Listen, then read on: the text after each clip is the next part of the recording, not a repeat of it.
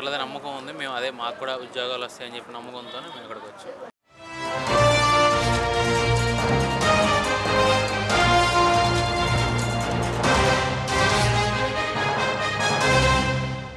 Brother మీ పేరేంటి? జోషి అండి. Present ఈ గవర్నమెంట్ వచ్చిన తర్వాత రాబోయే రోజుల్లో మంచి అభివృద్ధి జరిగిద్దని నమ్మకం ఉంది. ఈ గవర్నమెంట్ మీద నీ ఒపీనియన్ ఏంటి?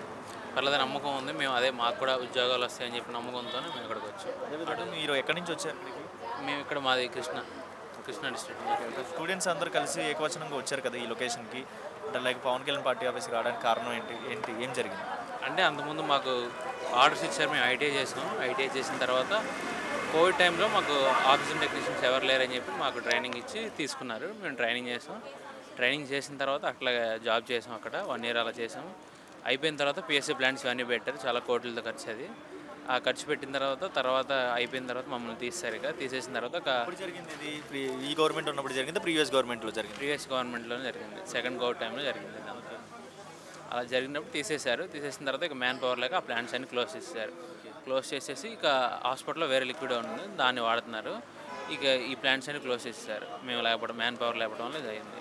అలా ఆపేశారు ఆ ప్లాంట్స్ని. అదేవిధంగా మీలాంటి స్టూడెంట్స్ చాలామంది ఉన్నారు స్టేట్ వైజ్. మరి మీలాంటి వాళ్ళకి మంచి జాబ్స్ అనేది ఇస్తారని, మంచి లొకేషన్స్లో, అంటే మీ ఉన్న లొకేషన్స్లో ఏదైనా జాబ్స్ ఇస్తారని నమ్మకం ఉంది గవర్నమెంట్ ద్వారా? నమ్మకం ఉంది కాబట్టి వచ్చాం. గత ప్రభుత్వం మాకేం అవ్వలేదు. ఈ ప్రభుత్వం అయిద్ది అని చెప్పి మేము నమ్మకంతో వచ్చాం. డిప్యూటీ సీఎం పవన్ కళ్యాణ్ గారు ఎలక్షన్స్ ముందు స్టూడెంట్స్ అందరికీ, నిరుద్యోగులందరికీ మంచి జాబ్స్ ఇప్పిస్తా అన్నారు. గతంలో ఏదైనా కరప్షన్ జరిగినా దాన్ని రెక్టిఫై చేస్తానన్నారు. మరి ఆయన ద్వారా ఏంటి, ఆయన మాటల వరకనే చేతల్లో ఏమైనా చేస్తారని నమ్మకంతోనే మేము వచ్చాం. అక్కడ మాకు ఏమైనా జరిగిద్ది, మాకు అవకాశం ఇస్తారు అని నమ్మకంతోనే వచ్చాం. నమ్మకంతో ఈ గవర్నమెంట్ గెలిపించుకున్నారు చంద్రబాబు నాయుడిని, ఇక్కడ పవన్ కళ్యాణ్ గారిని, అటుపక్క ఐటీ మినిస్టర్ లోకేష్ గారిని. వీళ్ళు ముగ్గురు ద్వారా అంటే మీకంటూ ఏమి ఆశిస్తున్నారు? మీలాంటి స్టూడెంట్స్కి ఏమి రావాలనుకుంటున్నారు ఈ గవర్నమెంట్ నుంచి? మా వారికి ఇంకా ఎన్నో ఉద్యోగ అవకాశాలు ఇస్తారు అని చెప్పి కోరుకుంటూ అవుట్ ఆఫ్ వెళ్ళి ఏదైనా సర్టెన్ యూనిట్స్లో ఉండాలనుకుంటున్నారా? ఇక్కడ మన ఏపీలోనే ఏదైనా యూనిట్స్లో ఏదైనా ప్లేస్మెంట్ ఇవ్వాలనుకుంటున్నారా? ఏంటి ప్రాసెస్? మన ఏపీలోనే ఏమైనా ప్లేస్మెంట్స్ ఇస్తారని చెప్పి అందరు గ్రాడ్యుయేట్ చేసిన మేమందరం క్వాలిఫైడ్ ఐటీ టెక్నీషియన్స్ మేమందరం పాస్ అయ్యాం, క్వాలిఫై అయ్యాం. ట్రైనింగ్ తీసుకొని ఆల్రెడీ చేసాం. ఎక్స్పీరియన్స్ ఉంది మాకు, ఇవ్వాలని చెప్పి ప్రీవియస్ గవర్నమెంట్లో కరోనా టైంలో అంటే కొంతమంది మిమ్మల్ని తీసుకున్నారు, దానికంటూ శాలరీస్ అనేది ఇచ్చారు. అప్పుడు స్టైఫండ్ ఇచ్చారు, చాలా లేట్గా ఇచ్చారు. అవి కూడా సరిగ్గా పడలేదు. చాలామందికి రాని వాళ్ళు కూడా ఉన్నారు. ఇంకా మీలాంటి వాళ్ళు స్టూడెంట్స్ కరోనా టైంలో తీసుకున్నారు కదా, మీలాంటి వాళ్ళని అందరినీ సపోర్ట్గా తీసుకున్నారు. మరి అప్పుడు తీసుకున్న ముందు మీకు చెప్పారా 2 years అని చెప్పి కంటిన్యూస్గా జాబ్ ఉంటుందని చెప్పారు? అప్పుడు కంటిన్యూస్ జాబ్ అని చెప్పారు, ట్రైనింగ్ అదని చెప్పారు.